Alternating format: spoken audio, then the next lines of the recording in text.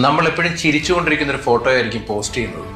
ആർക്കും യഥാർത്ഥ കഥ അറിയില്ല. ചിരിയുടെയൊക്കെ പിന്നിൽ ഉറങ്ങാതെ ഒരുപാട് കരഞ്ഞൊരു മനുഷ്യനെ ആർക്കും അറിയില്ല.